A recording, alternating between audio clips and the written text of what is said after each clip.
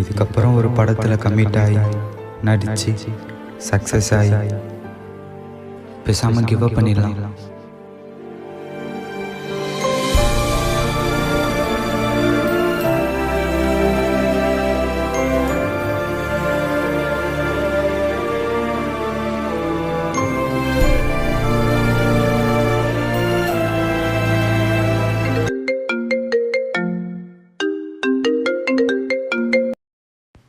Hello hello, யார்?